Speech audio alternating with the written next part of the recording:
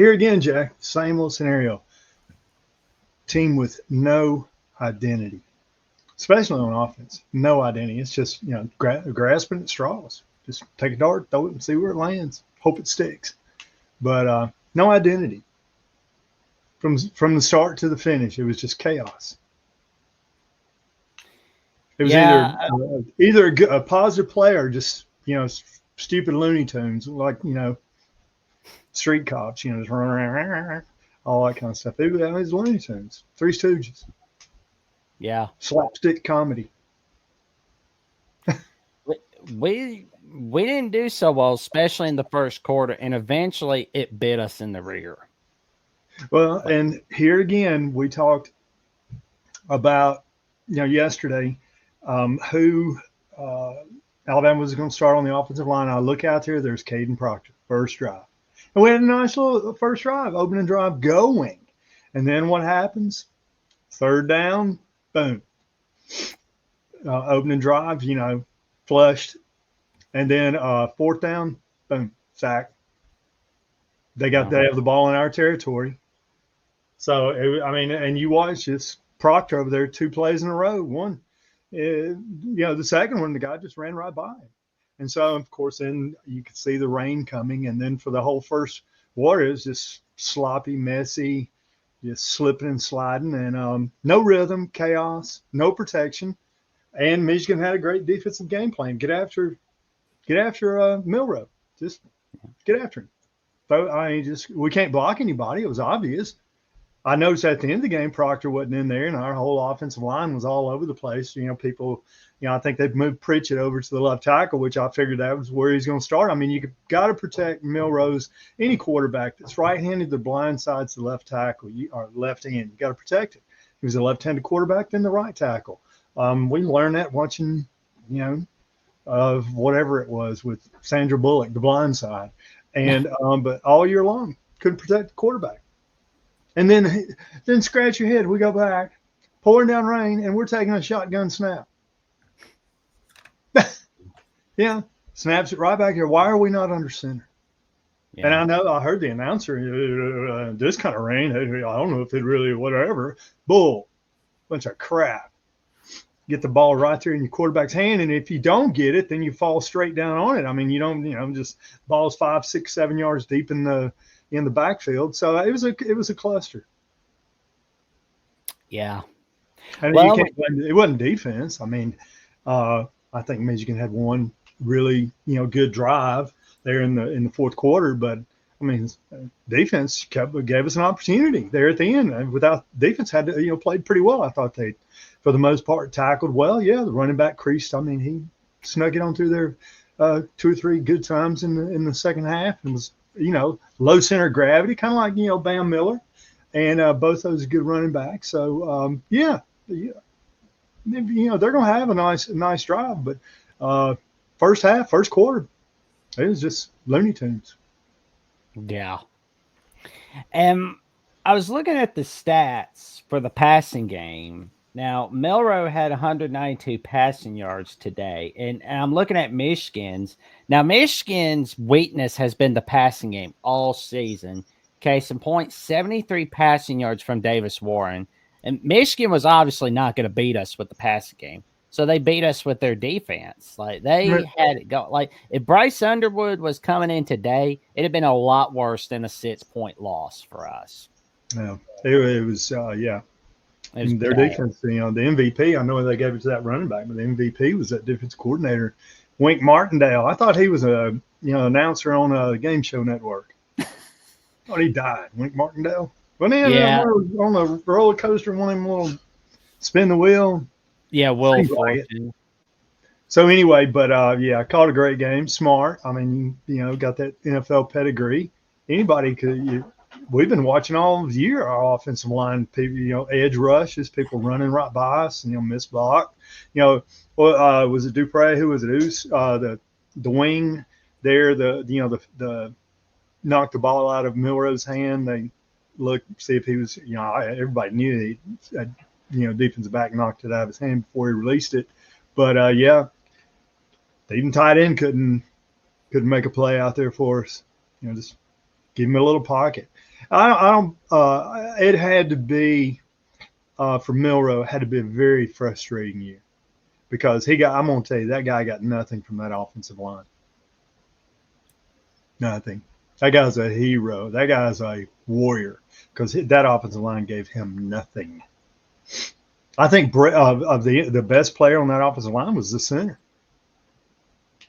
They weren't coming up the middle. It was off the edge. I mean, just nothing tackles, nothing. But I feel sorry. If he's smart, I wouldn't come back. They're just going to beat the hell out of him again. And unfortunately for him, what was his attempts? He had 16 32 completed passes, which was 16 32. Uh-huh. Yeah. Did he ever was he ever able to really get his feet set? No. Even that 4th down, 10 down there at the goal line, couldn't get his feet because they could not even create a pocket for him. Yeah. There at the end of the game, from the start of the game to the end of the game, they could not create a comfortable pocket for him to throw. Terrible. Awful. I mean, awful. He's big. I've been on it all year. These guys, 6'5", 350. Give me a break. Need to shed some pounds, dude. Get a couple of steps. That's good if somebody's coming right at you, but if you're going to be a tackle and they're coming off the edge, it ain't happening. For that guy, Caden Proctor, for him to play in the NFL, they're going to move him to guard. And Alabama probably should have moved him to guard this year. I don't know why they were playing him out there at tackle because, yeah. Well, and David Greenshield, our buddy from The Voice College Football, who's called in a lot on The Voice College Football and a very recent caller of the Alabama Call-In Show, asked, is Milrow really an NFL quarterback? What do you think about that, Johnny? He's a smart guy. So I will say yes. I'll say yes because I know he's a smart guy. He's got 2 degrees. Very, very bright guy. And he's got the speed. He's got the size. Lord knows he's got the strength. But, and I agree, he was accuracy was problem all season. Got worse as the season progressed. But, I mean, after you get beat up and hit under the chin and you can't ever get your feet set and get balanced and all that kind of stuff, I mean, it's, And I really didn't agree with what we were trying to do on offense. We talked, about Sheridan, whether they should cut him loose and that kind of stuff. I don't know. We've said all year, what's the personality of the offense? We're a running team, a passing team. When it crunches on, what play can we have in our bag that everybody knows if you're going to stop Alabama, you got to be able to stop this play? And there's not one. Not one. All the strategy for defense just make Milrow uncomfortable. And believe me, it works. It worked a lot for sure. I'm not sure. I wish, I've coached a lot of quarterbacks in my life. I wish I could be down there and watching, see what they're doing and how they're coaching them up during practice and stuff like that. So, and I don't know what's on the play sheet and what they're doing with their little green dot crap in the back of the helmet. I don't know. I thought he was better last year without that stupid thing. So, I don't know. Time will tell. He's got the tools. He's got the brains. He's smart. He's got the character. So, you'd have to give him a chance. Yeah. Well, I'm curious to see what's going to happen for next year. But so I saw where our running game, of course, had 68 yards. That's like a very common topic where when we lost to Vandy, we didn't have a good set of yards. Like Tennessee, we had 25 rushing yards, not 25, 75 rushing yards. My mistake. Oklahoma, we looked like a disgrace in that game. We had 70 rushing yards in that game. Vanderbilt, of course, we had, let's look at it, 84 rushing yards. Today, we had 68 rushing yards. Yeah. So not very balanced. I remember when I played quarterback, college and with Coach Parker, and he would always say uh, his idea of a balanced attack was 30 runs and 30 throws. But I don't know what the balanced attack down there is. But there is no fundamental commitment to running the football, and you're throwing the ball with an offensive line that's not built for that. So, Wow. and we, and it's always just the one back set and the spread offense, and there's never, a good situation. I was hoping early in the year we'd put Haynes and Miller back there, and how you gonna read, who you gonna defend as a defense. But when you only got just one running back, and it came down to it, who wanted it more. I think our defense wanted it more, but I don't know. Our offense never got a rhythm, never really got into the game for any reasonable period. Had a couple of chances there in the second quarter. Played, lost first quarter bad. Won the second quarter. Had a chance there third quarter to is kind of even out in the third quarter, and then fourth quarter not very good. No. And you leave, and there's a thing too. You leave a team in there that you leave them in long, like Vanderbilt. You leave them in there long enough, they're gonna get excited about it. They're gonna get a little reckless, and that's bad. It's bad for Alabama because Alabama had the experience on the field. I mean, Michigan was decimated. People opting out, going pro, and all that kind of. Alabama didn't run that. Didn't have that scenario. They just didn't come to play. The little rah-rah stuff wasn't enough. I don't know if they was giving them, ice cream at during practice and playing little jammy little tunes on the jam box. I don't know what they were doing during practice, but not ready to play. Well, and this season has been the first time since 2007 that this season has not ended in a 10-win season for Alabama. Since when? Since 2007. And every game they lost, they could have, should have. Yeah. Just wasted opportunities, and we'll see what DeBoer does if he wants to shake it up. Now Sheridan, he's only in his 30s, so I don't know if you have enough, and then you look over across the field, the defense coordinator here, that guy was weathered, baby. He was aged. He's like that old, what's that commercial? I've aged you well. What's that? It's not Taco Bell. What is it? Toastito? What is that little cracker thing? Cracker Jets or no, the commercial, the little cracker, like in the locker room. You don't know what I'm talking about? Cheese it. That's right. Yeah. I've aged you well. You can tell that coach over there, he's been aged well. He was weathered, had that experience, playing. He's got this old 30-year-old across the field. I'm coming after you, quarterback. What are you going to do? Oh, man. I win. I win. David Greenshill asked if Michigan doubled Ryan Williams. Did they double Ryan Williams? Well, here's the thing. Yeah, they did a little drop two deep secondary kind of stuff like that. But no, I mean, there were, opportunities there, but Alabama just didn't. I don't know what routes they were calling, and then Milroe was under pressure, and he was missing open receivers, and so it's really, and that's the trouble. If I were up in the press box and I could see, the full, and so TV, all they do is they want to zoom in and get right there at the line of scrimmage, and so you can't really see a lot unless you have that wide view. And so it's kind of hard to see, if they're comboing or doing, some of that little switching things, or just playing straight man to man, because a lot of times they'll come up and it looked like man, but they got help over the top. So I don't know. I really couldn't get a beat on that.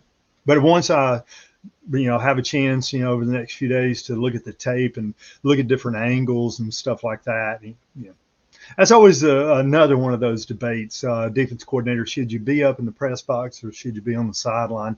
I don't know. If it were me, I'd want to be up in the press box. I can see what's going on. And I watched the game. I hate it when they're right there on the field and I can't really see the full. They just pull it out just an inch. Well, we could kind of see some combo coverages and rotations and things like that. It'd be a lot better. Well, Mike Fort brings up that Michigan had 22 players opt out. Exactly. Out due to opt-outs, injuries, and transfers, including anyone with the most remote dream of an NFL career, including Khalil Mullins. We did not see Khalil Mullins today, but no Mullins, no problem, because Jordan Marshall stomped a mud hole in our rear ends today with 100 rushing yards, 23 carries. And the IT guy of the Jacksonian in Alabama with the Voice of College Footballs has the phone with you, Johnny, because he says, "Jam bots, you're telling your age, Johnny." Yeah, yeah, I am. Turn that little thing up out there. But hey, the gym boxes today, they're not radio waves; they're Bluetooth. I feel like I'm in a Facebook group at the moment, but that's funny. Yeah. That's funny. Cool. Bill Valentine, What? Bill Valentine, you are throwing the baby out with the bathwater because it's the first year, not the fourth year. I know the first year is sucky, but if we have the same year next year and the year after that, then we can have that conversation. You got to calm it down, Bill Valentine. Just chill with the calling for firings. Just be glad you're not in the head coach position, good buddy. Well, the thing, and you really, I don't know what's going on. I don't know if there's a big paradigm shift with the culture down there and the attitude in the locker room and how practices run, versus DeBoer versus Saban and that kind of stuff. But he came in late, but now you've had several. I mean, you're almost a year into, and so it's going to be interesting. You're still playing a lot of Saban players, and people are resistant to change. Yeah. But now next year will be more and more of his cast of characters, and we'll have a better identity next year. I mean, Alabama was close. I mean, they were close. But it's tough. I mean, it's tough because when you're used to discipline and you're used to just a different tone in the locker room and press conferences, things like that. So next year will be, I mean, if we're here talking the same issues, January of next year, yeah, probably needs to go. Yeah. People are, hey, as much money as being thrown around today, people aren't going to give you, they're not going to be like, oh, well, wait, we'll see. Yeah, two more years. Yeah, give them a chance. The amount of money they're throwing out there, ain't going to happen. People aren't going to have that patience. And we're in this age of the internet and, speed of light, everything. We want everything now. You can't stand that little spiral of going nowhere on your computer. Everything now, give it to me now. And I mean, just think all these people, you're at the red line. And if you don't, I mean, if the light changes to green within 1 Mississippi, 2 Mississippi, if you haven't mashed that accelerator, honking the horn, everybody wants everything now. And so that's what these coaches, the pressure's on. So, great. To whom much is given, much is expected. So, but I would say next year we'll have a little more. I thought the defense got a little better as the season went along. Overall, I thought the defense played well today. I thought they tackled pretty good. Guy was hard to tackle, runs low to the ground, kind of like a Mark Ingram and Trent Richardson type of runner. Good for him. I thought defense I saw him laying some wood out there, and so defensively, I'm not a fan of the 3-3-5, but defensively, I thought we was better, came more to play than the offense. Offense was just a cluster. You bring up a terrific point about the culture because, I went on Maze Madman last night and I talked with Eric and the Botsy Maniac and Maze Madman and Nick Saban Jr. talking about the culture. Eric asked me about like Nick Saban, like what was my reaction when Malcolm Moore was throwing a hissy fit when we were playing against Vanderbilt. And, we both agree that Saban wouldn't have put up with that. He wouldn't put up with that horse dung where you're throwing. That wouldn't happen. first time it happens in practice, Saban, I can imagine because it had to have happened.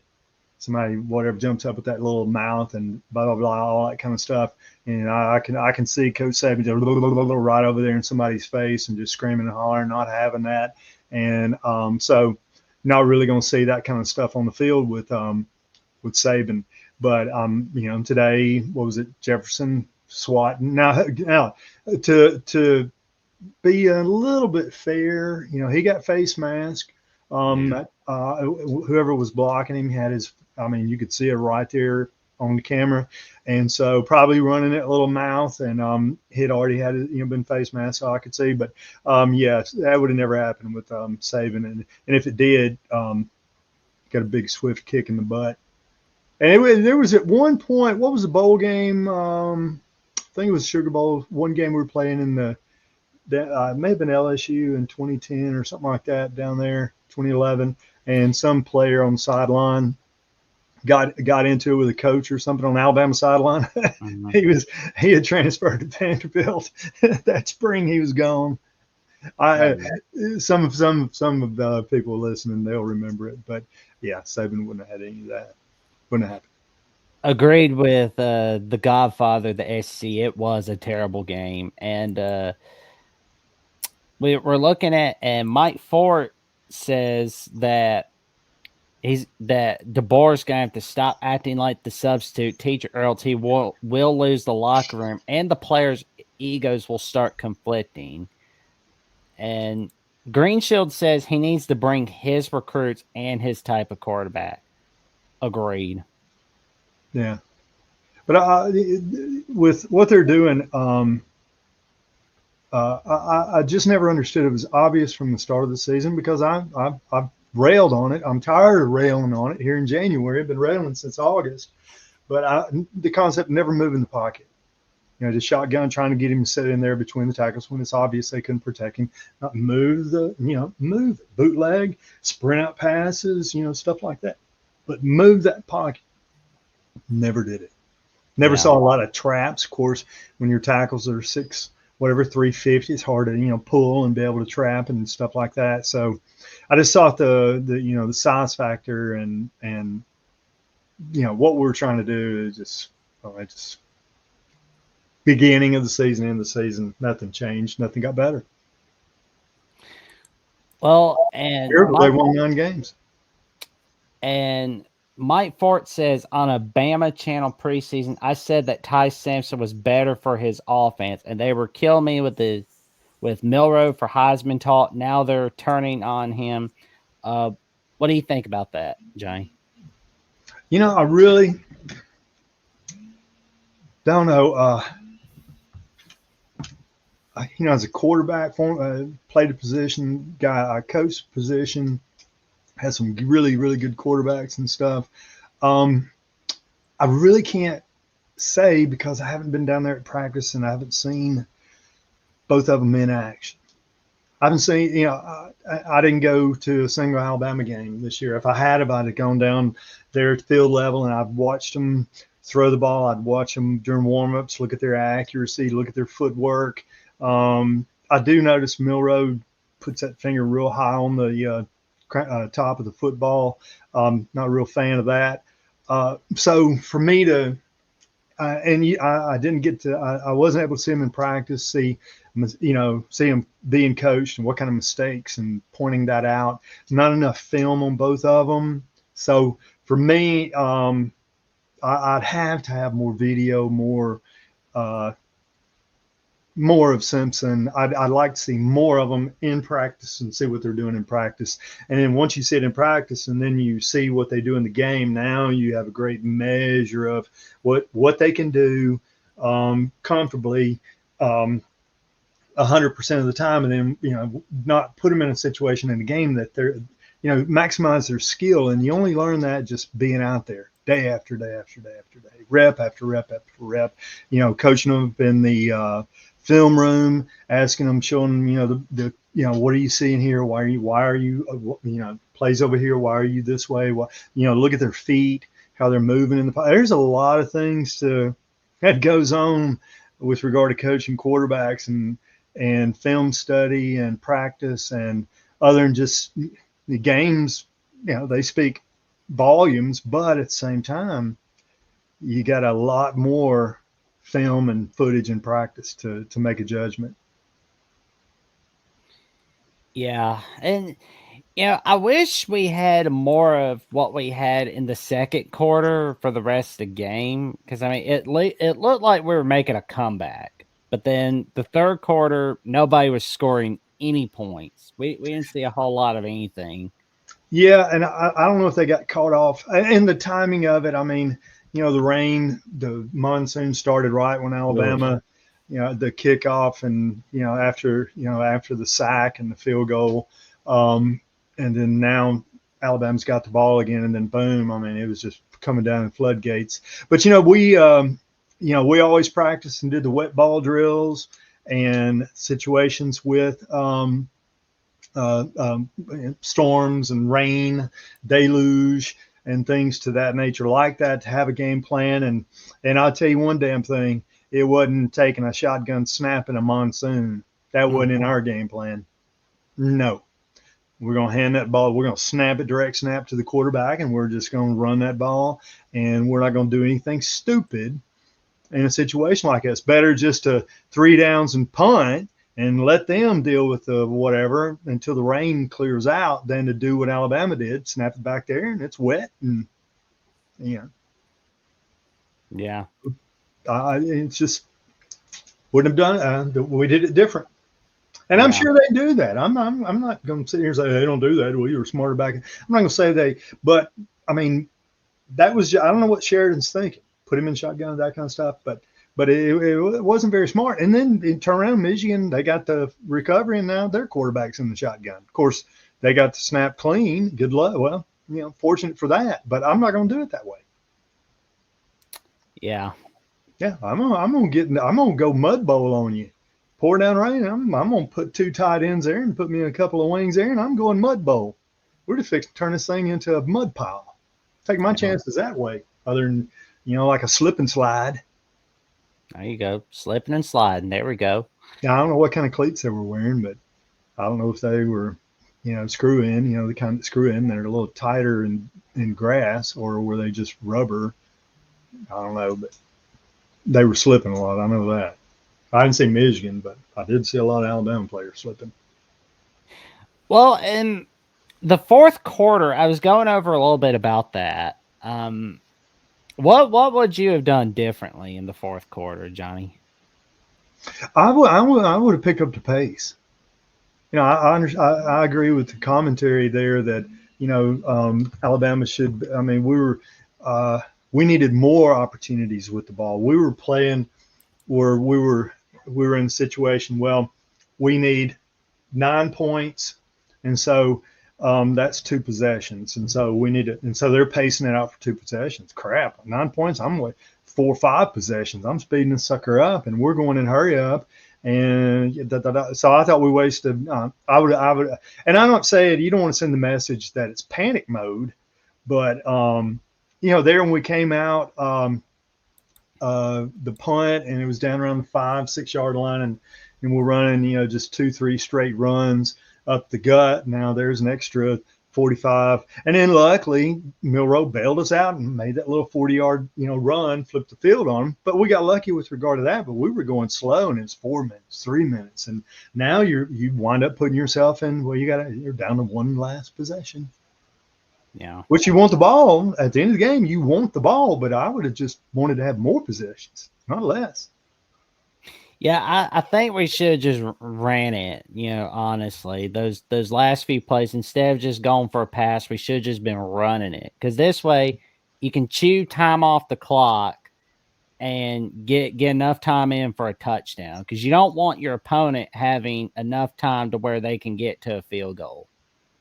Yeah, and they were obviously they were bringing pressure. So why they didn't run a bunch of slants and quick outs and stuff like that, snap it back, and he's just going to wait, and here comes all the pressure and everything, just snap it, boom, ball's gone, just 3, 4, 5, boom, boom, get the ball out, that kind of stuff. And we're going to sit back there and dance around and then try to lean back and throw it to the sideline and pray it we get lucky. It was ugly football. Yeah, we were living on a prayer. And we did much. it to ourselves because, we should have fourth quarter. I mean, yeah, here's in fourth quarter, if you're behind, you got to speed up. Okay. Yeah. And if you're ahead, you got to slow down. Well, unless you're like Spurrier, old Steve Spurrier. we're full speed, or Gus Malzahn, we're full speed. We ain't slowing shit now. We're gone. So different, but typically, the logical thinking is, behind, speed up, ahead, slow down, a little more methodical. But we didn't do that. No, we didn't. But I mean, I don't know. You got this new generation of, thinking out there. I don't know if it's better or what. I don't know. Well, but I'm gonna tell you, Jack. Ever since the last 10 years, I mean, football has not been very. I don't know. It's back the option came in, the wishbone, and that was new. And then we went, and that kind of fizzled out a little bit. And then we started running little traps and the counter trays and things, pulling guard, pulling tackle, and a lot of that kind of stuff.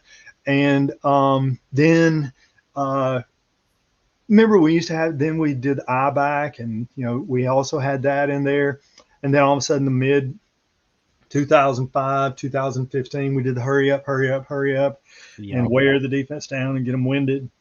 And then for the last 6-7 years, I mean, there's nothing new. I mean, there's no new wrinkles, or other than the rules that they're making. That's the only new wrinkles, 2-minute warnings and all these new whatever. So as far as the game itself, it's kind of stale.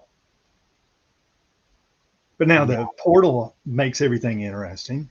But as far as the X and O's, it's gotten kind of stale. I mean, slip screens, bubble screens. I mean, all of that is, everybody's learned how to defend it. So I don't know, somebody's got to come up with something, or usually you just go back to, maybe revert back to, pack it in there, go eye or go wishbone, and then we had the veer, split back veer. We had the right and left half backs, and everybody went to the veer for a while, but it's gotten kind of stale on offense.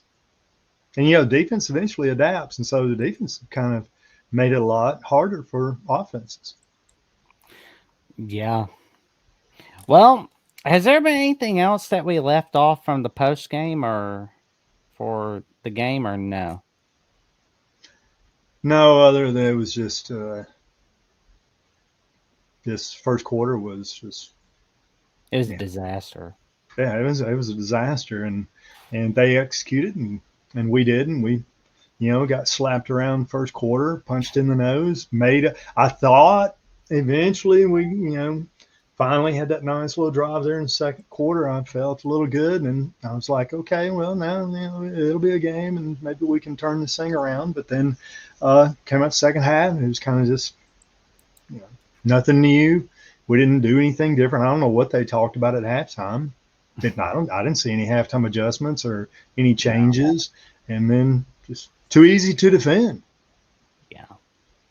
And they brought the heat, and we did not adapt. We didn't do anything. I don't know where the short passing game went. They wasn't there. Yeah. If they're going to stunt and throw, use back. I don't have the film, but I will over the weekend. But if they're bringing heat up the middle, then we're just going to dump that tight end. We're just going to hot route right over the center of the field. I'll keep those linebackers back there. But we didn't do any of that. Run a slant through the middle. We didn't do that. No, we didn't. No. Mm-hmm.